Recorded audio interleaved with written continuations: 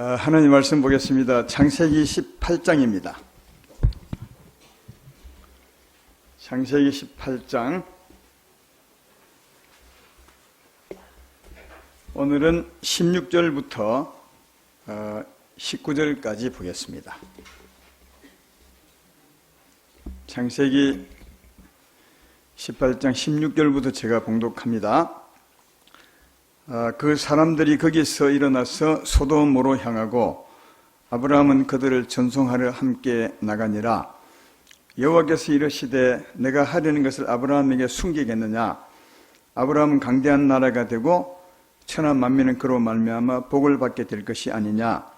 내가 그로 그 자식과 근소에게 맹하여 여호와의 도를 지켜 의와 공도를 행하게 하려고 그를 택하였나니 이는 나 여호와가 아브라함에게 대하여 말한 일을 이루려 함이니라.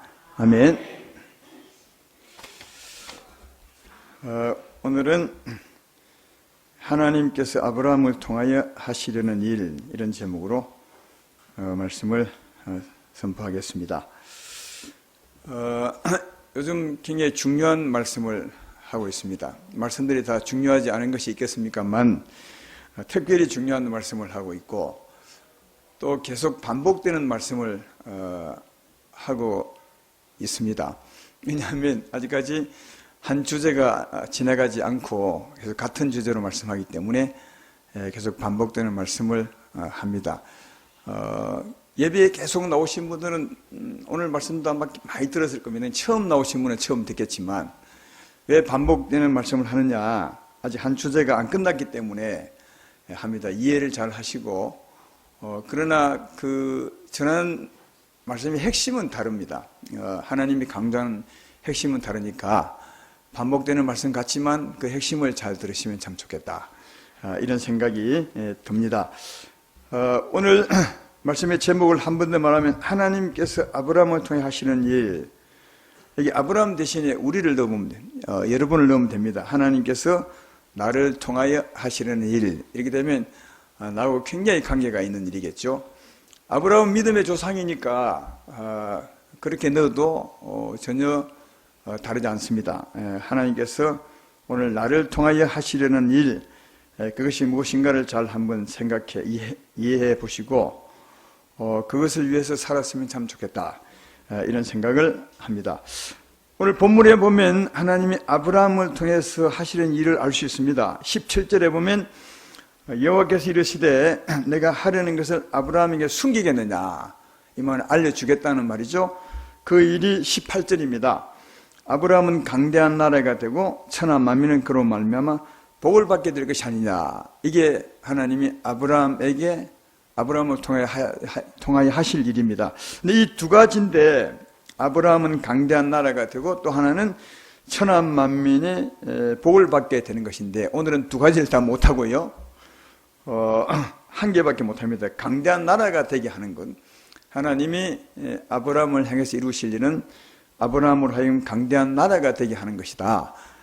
근데 어떻게 해서 그 나라를 이루시느냐, 19절에서 답을 말하고 있습니다. 내가 그로 그 자식과 근소에게 맹하여 여호와의 도를 지켜 의와 공도를 행하게 하려고 그를 택하였나니 이는 그렇게 하게 하심은 나 여호와가 아브라함에게 대하여 말한 일 이루려 하심이라. 여호와가 아브라함에 대해서 하시고자 하는 조금 전에 말했던 거죠. 강한 나라가 되게 하는 겁니다. 그 나라를 어떻게 하신다고요? 아브라함으로 하여금 의와 공도를 지키게 하시고 또 그것을 자기 자손과 근소에게 맹하여 똑같이 지키게 하심으로 말미암아, 그로 말미암아 하나님은 아브라함과 그 후손들을 강대한 나라가 되게 하시겠다, 이런 내용임을 알 수 있습니다. 이거 문법적인 내용인데 이 말 이해되시면 아멘 합시다. 이해되지요? 그러니까 이런 겁니다. 하나님께서 아브라함으로 하여금 먼저 의와 공도를 행하게 합니다.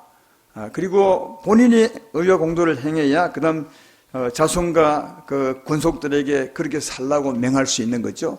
본인이 먼저 의와 공도를 행하게 하고 또 그로 말미암아 자식에 가르치고 권속에 가르쳐서 그들도 의와 공도를 행하게 하는 겁니다.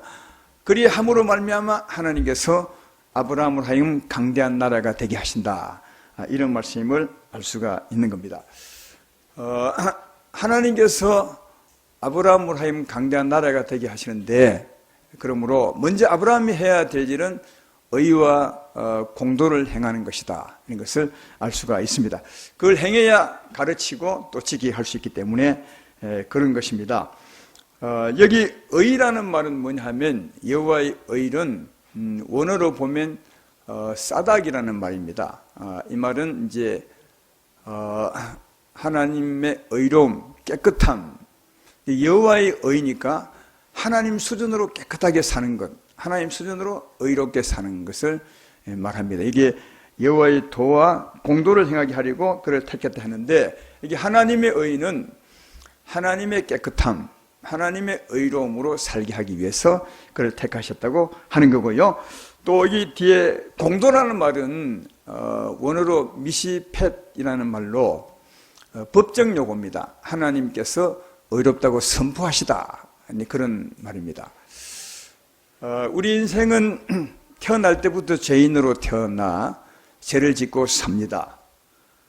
의롭게 될 길이 없는 거죠. 그래서 이런 우리를 의롭다고 하기 위해서, 죄 없다 하시기 위해서 하나님은 예수님을 보내셨습니다. 그리고 우리 죄를 대신 짊어지게 하셨습니다. 그래서 우리가 믿을 때, 우리는 죄인이지만 예수님이 우리 죄를 다 담당했으므로 믿을 때 하나님이 믿는 우리에게 의롭다고 선포합니다. 이게 미스펫입니다. 너희 의롭다. 내 아들을 네가 믿음으로 너는 죄 없도다. 이게 하나님께서 선포하는 미스펫이라 하는 겁니다. 로마서 3장에 보면 그런 말씀이 있죠. 우리 모든 사람이 죄를 범하였음에 하나님 영광에 이르지 못하더니 그리스도 예수 안에 있는 속량으로 말미암아 하나님의 은혜로 값없이 의롭다 하심을 얻은 자 되었느니라. 이 값없이 의롭다함을 얻은 자, 이게 미스펫입니다. 예수님을 믿으면 하나님이 값없이 하나님의 은혜로 우리에게 죄 없다, 미스펫 이렇게 말하는 것이 공도입니다.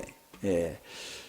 이게 하나님께서 아브라함을 선택하신 것은 여호와의 도 곧 의와 공도를 행하게 하려 하심이라, 그렇게 말씀했었는데, 택했다고 하는데, 이건 우리에게도 마찬가지죠. 우리를 택하시면 뭐라고요? 의와 공도를 행하게 하시려고 택하셨다. 얼마나 중요한 말씀입니까? 하나님이 아브라함을 택하신 것은 하나님의 의와 공도를 행하게 하려고 택하셨다. 19절에 분명히 그렇게 말하죠. 내가 그로 그 자식과 건소에게 맹하여 여호와의 도를 지켜 의와 공도를 행하게 하려고 그를 택하였나니. 분명히 말합니다.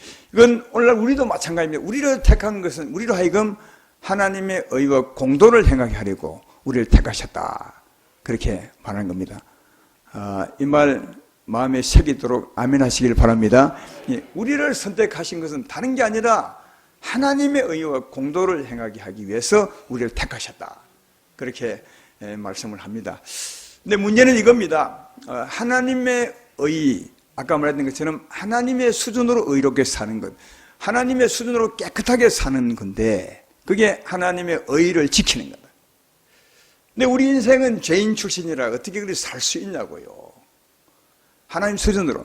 물론 다 우리 수준으로는 살 수 있습니다. 세상 사람들이 저 사람은 법 없이도 살 수 있는 사람이야, 나는 한 번도 죄를 짓지 않아서 하는 사람은 자기 수준으로 말하는 거예요. 자기 수준으로 의롭다는 말이고 자기 생각으로 죄를 짓지 않았다는 말이지, 하나님은 하나님의 도, 하나님 수준으로 하나님 보시기에 의로운 삶을 살게 하시려고, 하나님 보시기에 깨끗한 삶을 살게 하시려고, 이게 하나님의 의입니다. 근데 우리는 죄인 출신이라 어떻게 그렇게 살 수 있냐? 못 삽니다, 절대로. 근데 하나님은 아브라함으로 하여금 하나님의 의를 지키게 하기 위해서 그를 택하셨다. 이 말은 무슨 말이냐? 이 말씀을 지금까지 여러분 설교 들으셨지만, 우리 인생은 죄인인데 그래서 이렇게 살 수가 없지만 하나님이 사는 방법을 알려주었습니다. 여러분도 몇 시간째 지금 이거 듣고 있습니다. 우리는 죄인이라 하나님의 의, 하나님 수준으로 살 수 없지만 하나님이 살게 하신 방법을 지금 계속 들어왔던 겁니다. 하나님이 아브라함에게도 말씀했습니다. 그러니까 하나님 방법대로 하면 하나님 수준으로 살 수 있는 것입니다. 이게 복음이죠. 이게 우리에게 말씀하신 하나님의 도입니다. 창세기 17장 1절에 하나님께서 아브라함에게 나타나셔서 이렇게 말씀하셨습니다. 아브라함이 99세 때에 여호와께서 아브라함에게 나타나서 그에게 이르시되 나는 전능한 하나님이라 너는 내 앞에 행하여 완전하라. 여기 완전하라 이 말이 하나님 수준으로 살라는 말입니다. 하나님의 의로 살라는 말이거든요. 근데 그 앞에 그렇게 살 수 있는 방법을 말씀해 줍니다. 나는 전능한 하나님이라. 이 말은 나는 엘샤다이 하나님, 내가 내게 생명을 공급해 주는 하나님이라. 그러니까 너는 너 힘으로 의롭게 살 수 없지만 내가 전능한 하나님이 넌 내게 와서 내 생명을 공급받으면, 네가 내 생명을 공급받으면 그 생명으로 살 수 있다고.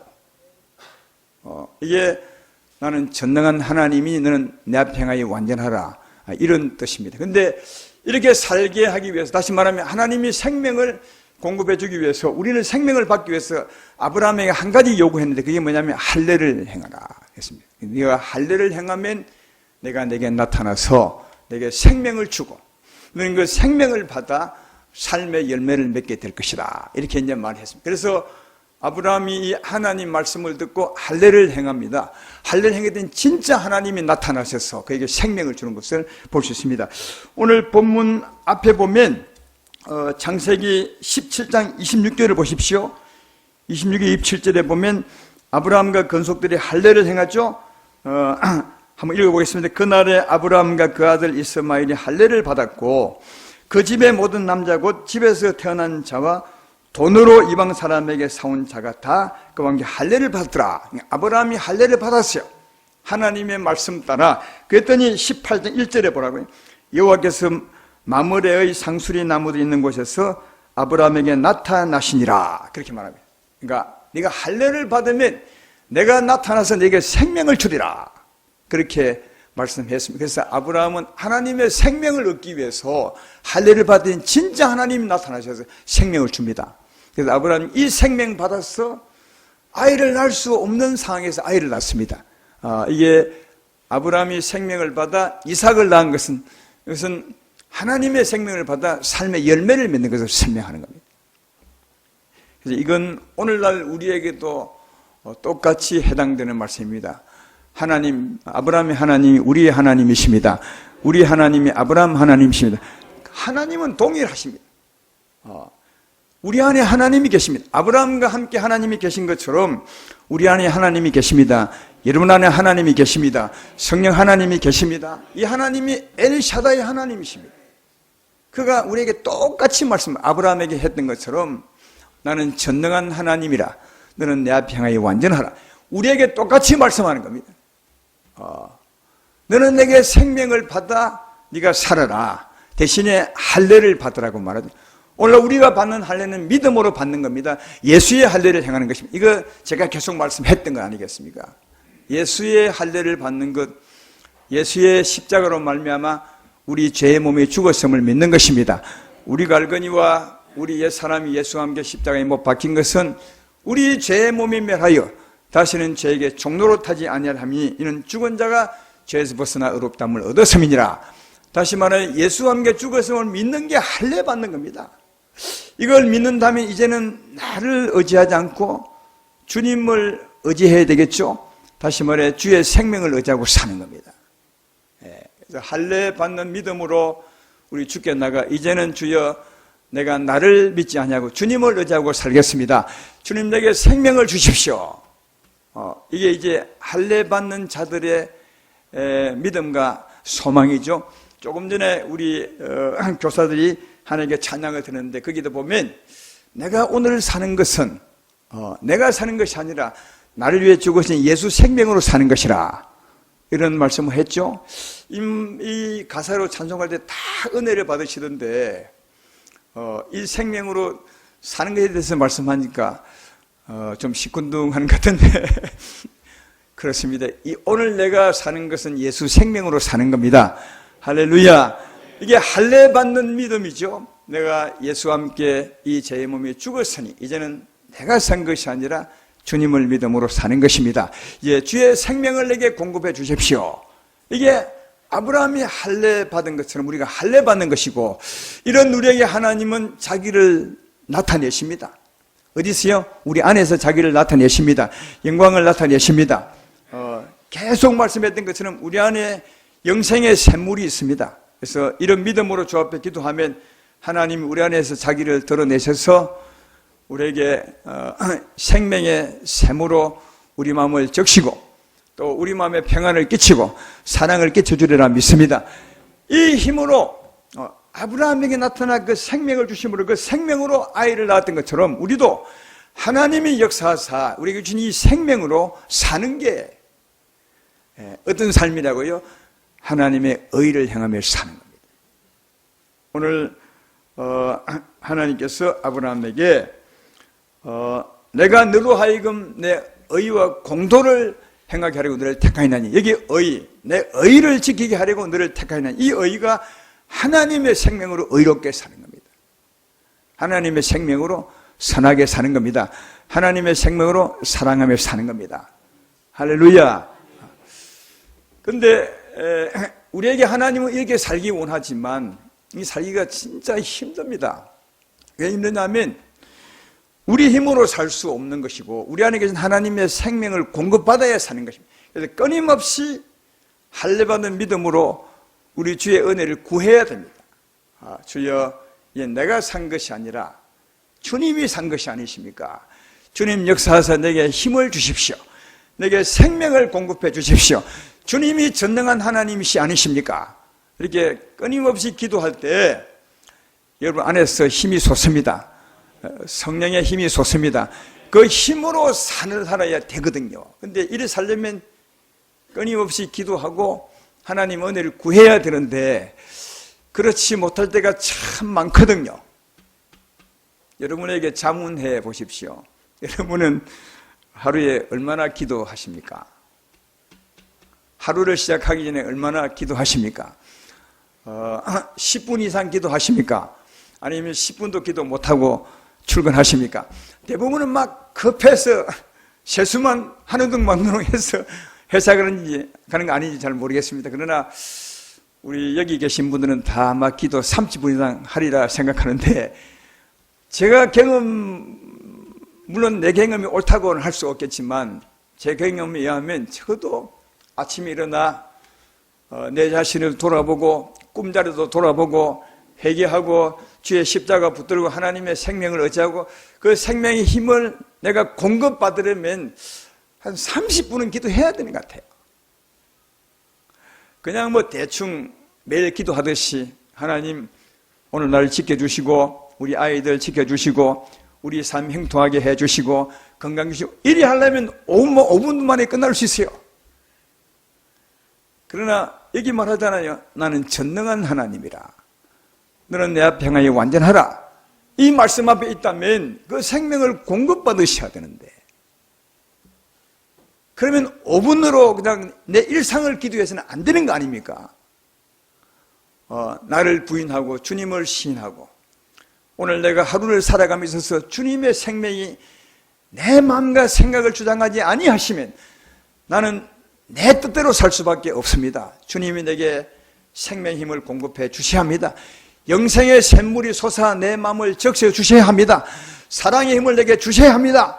그래서 진짜 이 샘이 솟아올라서 이 마음을 적시고 생각을 덮을 때 그때 주님이 내게 생명을 공급한 것이고 나는 생명을 공급받는 거거든요. 근데 그 힘으로 살아갈 수 있으니까 적어도 기도 좀 해야 되지 않습니까? 예. 그리고 그래서 생명이 풍성하다고 해도 주의 뜻대로 살 수 있는 것은 아닌 것 같아요. 왜? 우리에게 욕심이 있어요. 주의 뜻대로 살려면 나를 포기해야 될 때가 참 많아요. 내 뜻을 버려야 될 때가. 그래서 주의 은혜가 충만한데도 나를 버리지 못해서 주의 뜻대로 살지 못할 때가 또 있다고요. 이해가 되시죠? 아마 그런 사람을 다 살아서 이해가 되리라 생각합니다. 어떤 사람이 이렇게 말했더라고요. 우리가 주의 뜻대로 살지 못하는 것은 내가 약해서 그런 것이 아니라 내가 너무 강해서 따라 살지 못한다. 보통은 다 이렇게 말하면 주여 나는 약해서 주의 뜻대로 못 삽니다. 다 이렇게 말해요. 이 말은 나는 죄인이고 연약해서 못 삽니다. 이건 당연한 말이에요.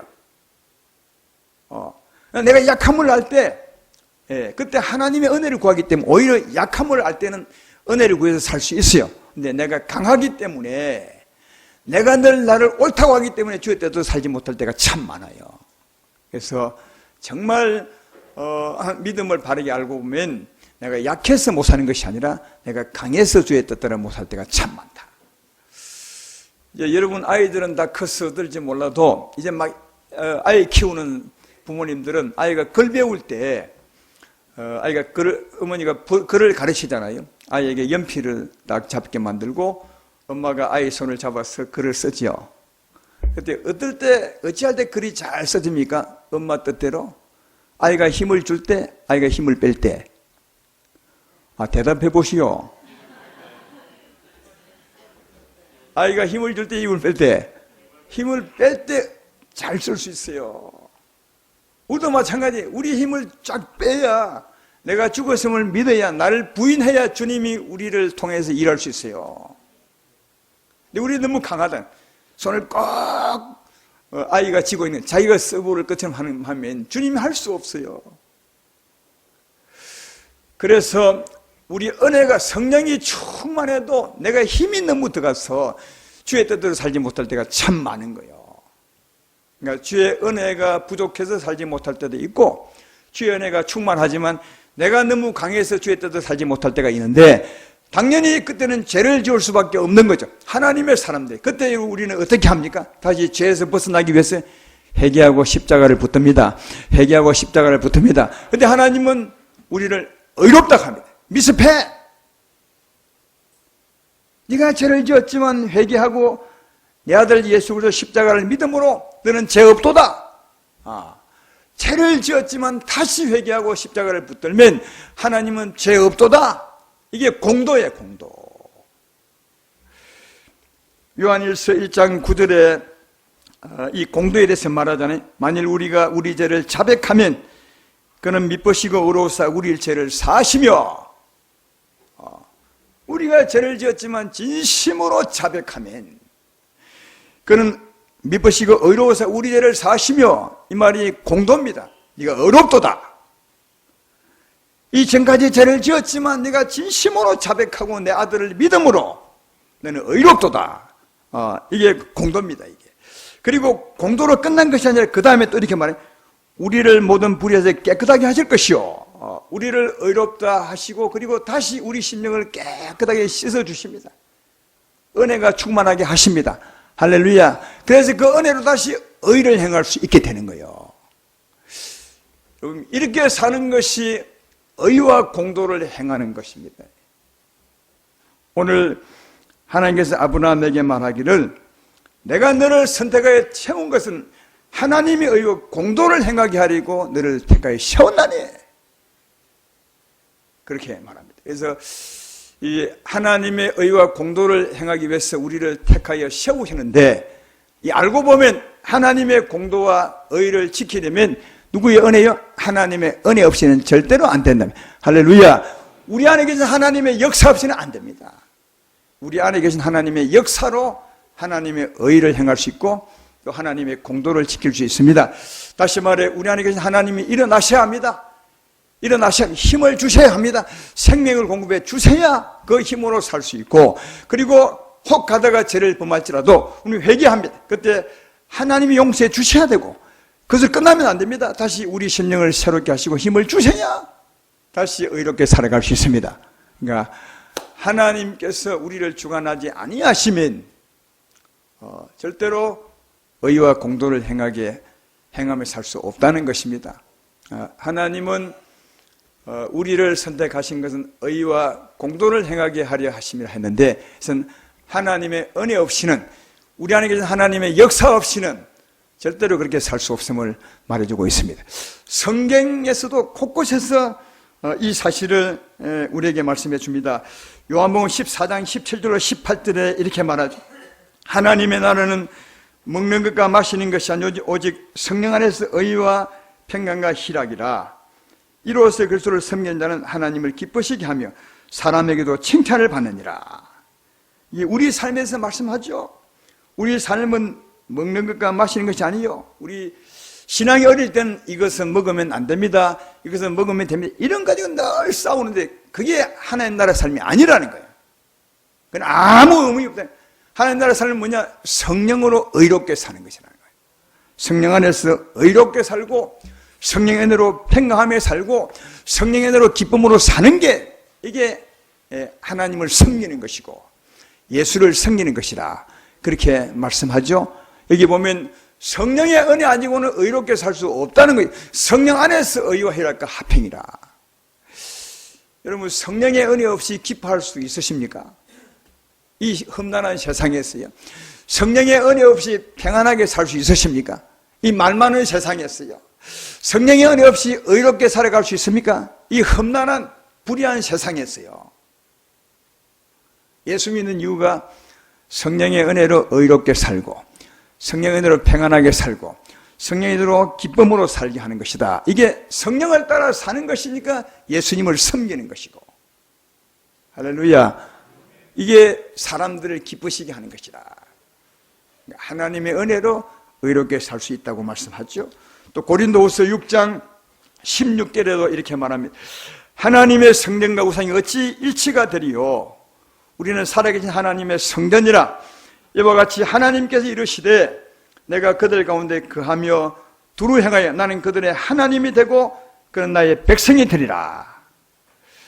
여러분 안에 하나님이 계심을 믿으면 아멘 합시다. 우리 살아계신 하나님의 성전이요. 하나님이 우리 안에 살아 계세요. 근데 살아계신 하나님이 가만히 계신 것이 아니라 그 뒤에 말하자면 하나님이 이르시되 우리 안에 하나님이 이르시되 내가 그들 가운데 네 안에서 그하여 두루 행하며 여러분 안에서 행하신 하나님이라는 거예요. 우리 안에 두루 행하며 뭘 행하겠습니까? 우리에게 힘을 주는 거예요. 우리에게 거룩한 힘을 주고 사랑의 힘을 주고 할렐루야. 우리가 죄를 지을 때 회개하면 우리 심령을 새롭게 씻어주시고 이 두루 행하는 거예요. 우리 안에서요. 우리 밖에가 아니요. 내가 그들 가운데 두루 행하여 우리가 살아계신 하나님의 성전인데 이 안에서 하나님은 두루 행하는 거예요. 우리 심령을 씻으시고 날마다 새롭게 하시고 우리가 구할 때마다 힘을 주시고 평안을 주시고 기쁨을 주시고 사랑을 주시고 그래서 우리로 하여금 그 힘으로 살게 함으로 말미암아 하나님 우리 하나님이 되고 우리는 하나님 백성이 되게 하신다. 여러분 성경에 나는 내 하나님이 되고 너는 내 백성이 되리라 이 말씀할 때는 언제나 삶과 관계 있습니다. 네가 하나님을 따라 거룩하게 살면 나는 내 하나님이 되고 너는 내 백성이 되리라. 항상 하나님과 백성을 말할 땐 이 삶에 대해 말하는데 이 삶을 누가 살게 하느냐? 하나님이 살게 하신다.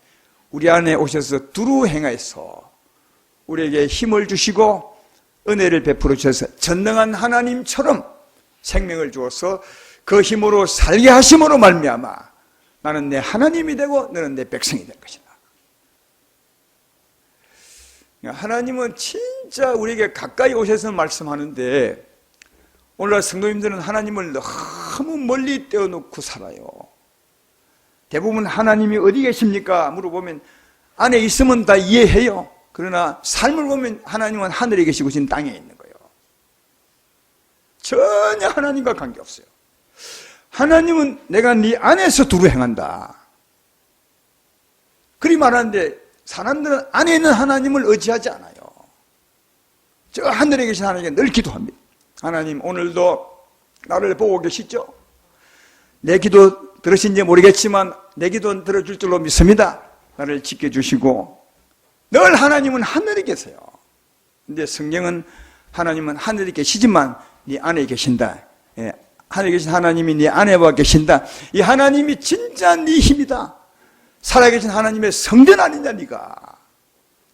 예, 네 안에 두루 행하는 네가 하나님이시고 그 하나님이 너로 하여금 하나님 백성들에게 살게 하는 것인지 너는 그 하나님을 향하고 그 하나님께 귀를 기울이고 그 하나님 음성을 듣고 살아야 될 것이라. 성경은 그렇게 말하는데 대부분의 성도는 하늘에다 귀를 두고 살아가고 빌립보서 2장 13절 말씀은 더 가까이서 말하죠. 너희 안에 행하시는 이는 하나님이시니 자기의 기쁘신 뜻을 위하여 너에게 소원을 두고 행하게 하시나니 할렐루야. 여러분 안에 하나님이 행하신다는 거예요. 어떻게 행하십니까?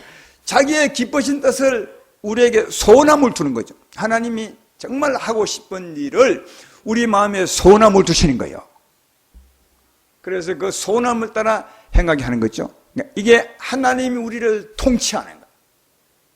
우리 안에서 힘도 주시고 소원도 주시는 거죠. 생명도 주시고 뜻도 주시는 거죠. 하나님 마음도 주시고 하나님의 뜻도 주시는 거다. 그래서 너희 안에 행하시는 일은 하나님이시니 하나님께서 자기의 기쁘신 뜻을 네게 소원함을 두고 너로 하여금 행하게 하십니다. 하나님이라. 하나님은 너를 통하여 행하는 것이라. 내 삶을 통하여 하나님의 어떤 분이심을 나타내야 될 것이라. 이렇게 말씀하고 계신 것이죠. 그래서 여기 성경 곳곳을 봐도 하나님이 어떻게 하느냐, 자기 백성들을 통치하죠. 우리 안에서, 여러분 안에서 통치하사 어떻게 해요? 의와 공도를 행하게 하시는 거예요. 할렐루야. 그래서 하나님은 우리 안에서 역사하사 우리를 하여금 공도와 의와 공도를 행하게 하신다. 오늘 본문도 잘 보라고요. 19절을 다시 한번 보시면 거기 보면 내가 그로 그 자식과 근소에게 맹하여 여호와의 도를 지켜 의와 공도를 행하게 하려고 그를 택하였나니 내가 그로, 여기 그로는 누구죠? 아브라함입니다. 내가 그로 공도와 의를 행하게 하려고 그를 택했다는 거예요. 아브라함에게 네가 의와 공도를 행하라고 하지 않아요. 하나님이 내가 너로 하여금 내 공도와 의를 행하게 하리라. 아주 분명히 말하죠.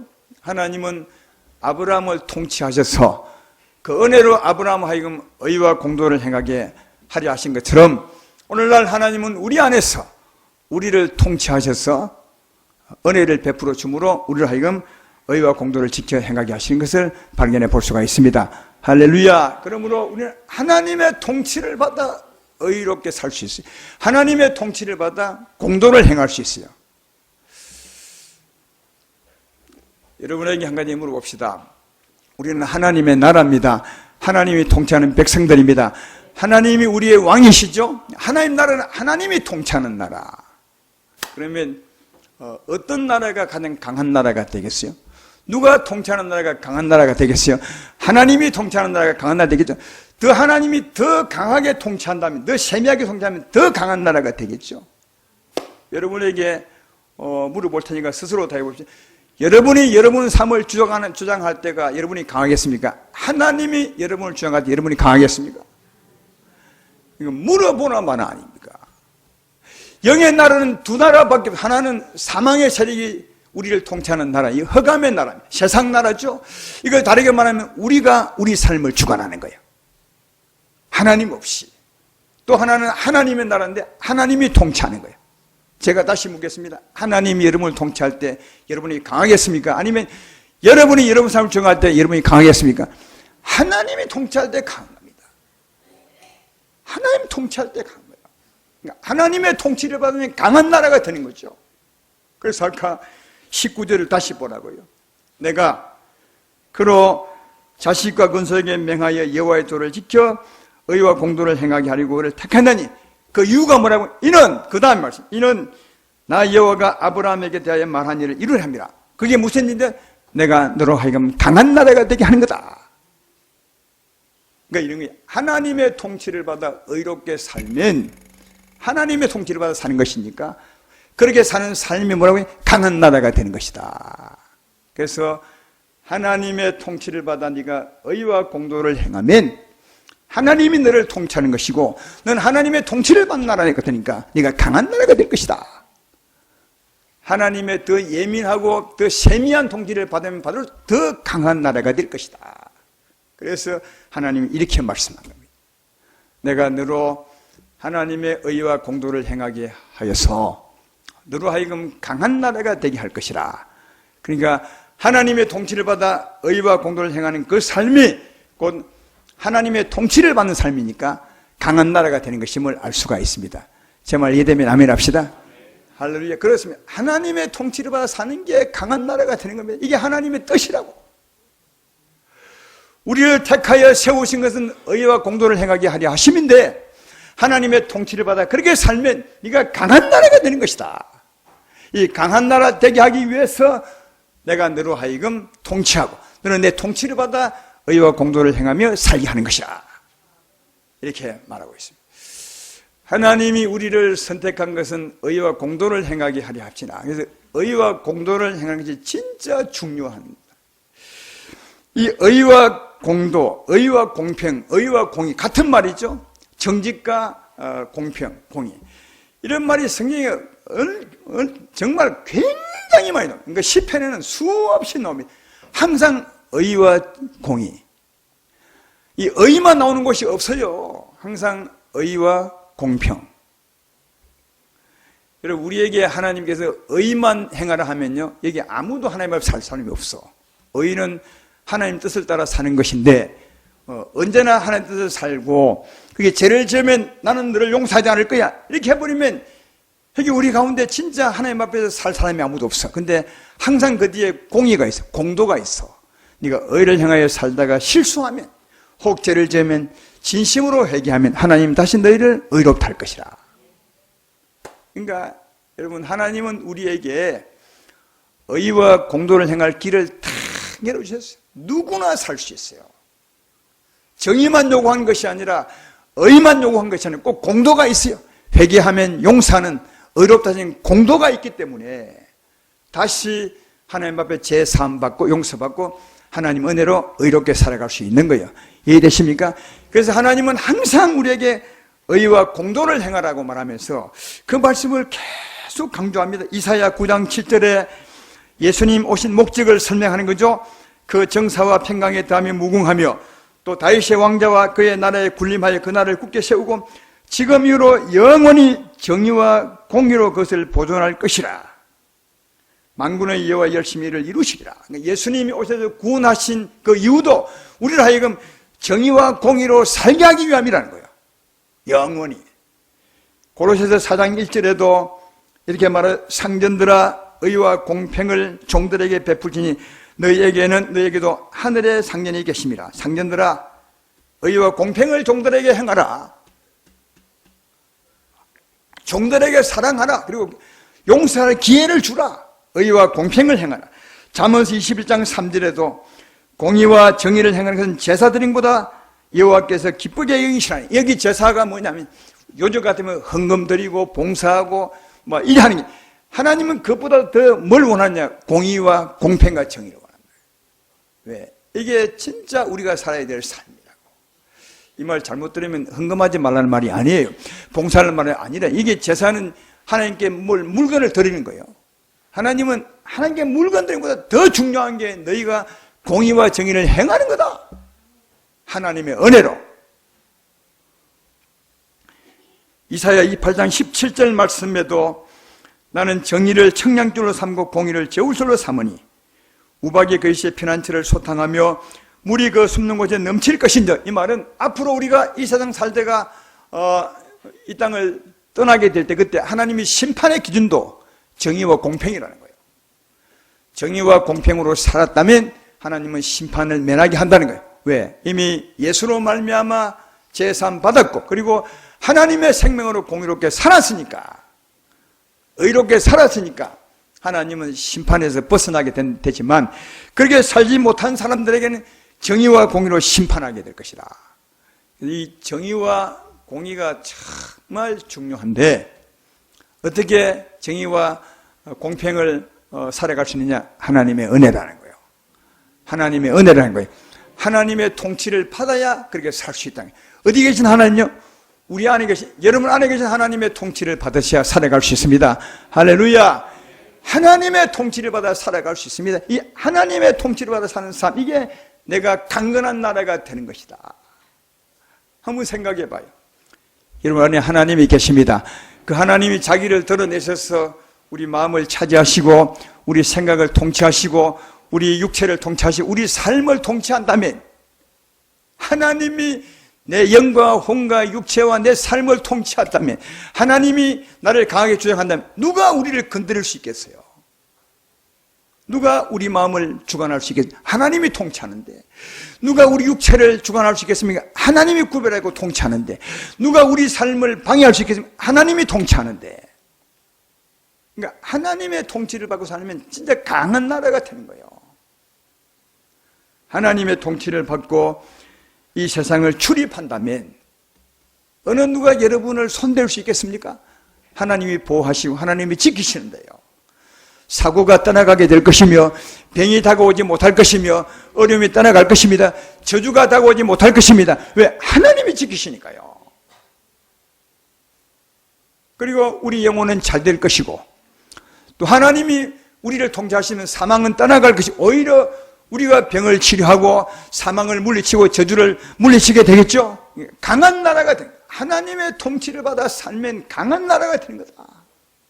왜? 하나님의 강함이 내 강함이 되니까 누가 하나님을 이길 수 있겠습니까? 그러므로 오늘 하나님 말씀이 큰 우리에게 의미가 있습니다. 내가 너를 선택하여 세우신 것은 내가 너를 통치하고 너는 나의 통치를 받아 의와 공도를 행하며 살게 하려 함이라. 왜냐? 그래야 네가 강한 나라가 되는 것이다. 할렐루야. 그러므로 사랑하는 여러분, 우리 안에 계신 하나님의 통치, 그 은혜로 말미암아 의와 공도를 행하여 살아가심으로 하나님의 통치로 말미암아 강한 나라가 되시는, 하나님의 축복으로 사시는, 하나님의 보호로 사시는 그런 여러분 되기를 주의 이름으로 축원합니다.